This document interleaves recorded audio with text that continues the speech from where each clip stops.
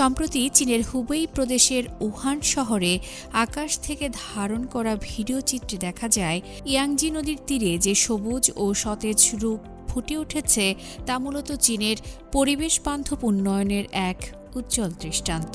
দীর্ঘ এক দশকের নিরলস প্রচেষ্টায় প্রাকৃতিক সৌন্দর্য ও সতেজতা ফিরে পেয়েছে চীনের ইয়াংজি নদী। 2016 সালে গৃহীত ইয়াংজি রিভার ইকোনমিক বেল্ট প্রকল্পের মাধ্যমে ভারী শিল্পের দূষণ কমিয়ে নদীটির তীরের পরিবেশকে পুনরুজ্জীবিত করা হয়েছে। সম্প্রতি উহান শহরের আকাশপথ থেকে সিএমজির ধারণ করা দৃশ্যে বিস্তারিত চলুন দেখে আসি। চীনের ছাংছিয়াং নদী বা ইয়াংজি নদী বর্তমানে এক ঐতিহাসিক পরিবর্তনের সাক্ষী। এক দশকের নিরলস প্রচেষ্টায় নদীটি যেন ফিরে পেয়েছে তার হারিয়ে যাওয়া যৌবন।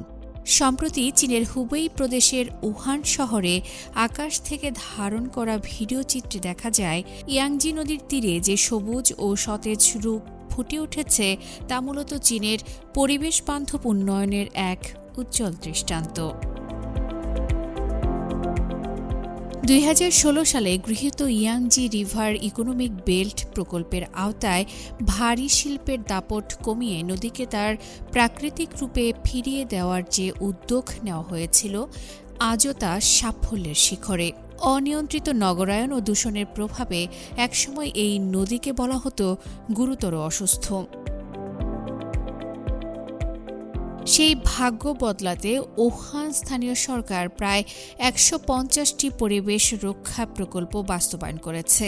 নদীর তীরবর্তী 26টি ডক বা ঘাট বন্ধ করে দিয়ে সেখানে গড়ে তোলা হয়েছে মনোরম সবুজ পার্ক।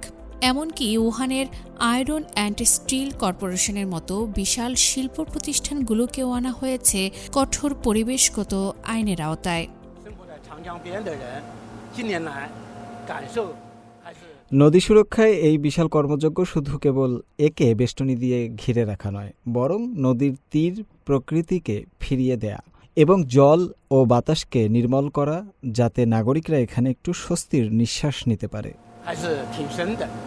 এই পরিবেশগত পরিবর্তনের সবচেয়ে বড় সুফল ভোগ করছে এখানকার বিলুপ্ত প্রায় প্রজাতির প্রাণীকুল, বিশেষ করে চীনের প্রথম শ্রেণীর সুরক্ষার অধীনে থাকা ফিনলেস পোরপয়েস। জলজ দুনিয়ায় হাস্যোজ্জ্বল দেবদূত নামে পরিচিত এই পোরপয়েসদের সংখ্যা ইয়াংজি নদীতে আশঙ্কাজনক হারে কমে গিয়েছিল। তবে গত এক দশকের মৎস্য শিকার নিষেধাজ্ঞার ফলে সাম্প্রতিক সরকারি তথ্য মতে এদের সংখ্যা এখন বেড়ে দাঁড়িয়েছে 1426টিতে। বিজ্ঞানীরা এখন এই পোরপয়েসদের মূল প্রাকৃতিক পরিবেশে ফিরিয়ে দেওয়ার জন্য XC2 সংরক্ষণ পদ্ধতি ব্যবহার করছেন। ইয়াংজি নদীর মূলধারার সঙ্গে যুক্ত লাওয়ান এক্সবো নামক স্থানে চীনের প্রথম রি-ওয়াইল্ডিং বেস বা বন্য পরিবেশে অভ্যস্তকরণ কেন্দ্র তৈরি করা হয়েছে। এখানে পোরপয়েসরা স্রোতের প্রতিকূলে সাঁতার কাটা, শিকার করা এবং জাহাজের শব্দের সাথে মানিয়ে নেওয়ার বাস্তবমুখী প্রশিক্ষণ পাচ্ছে। এখানকার কৃত্রিম পরিবেশ ঠিক ইয়াংজি নদীর মূল স্রোতের মতোই, ফলে পোরপয়েসরা সহজেই বন্য পরিবেশের জন্য নিজেকে তৈরি করতে পারছে।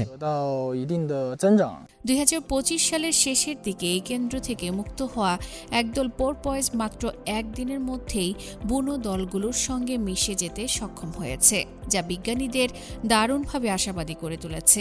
বর্তমানে নিয়মিত স্বাস্থ্য পরীক্ষা এবং ড্রোন পর্যবেক্ষণের মাধ্যমে এদের গতিবিধি ও অভিযোজন লক্ষ্য করা হচ্ছে। আধুনিক প্রযুক্তি, অর্থনৈতিক সংস্কার এবং কঠোর পরিবেশগত নিরাপত্তার এক অভূতপূর্ব সমন্বয় ঘটেছে এখানে।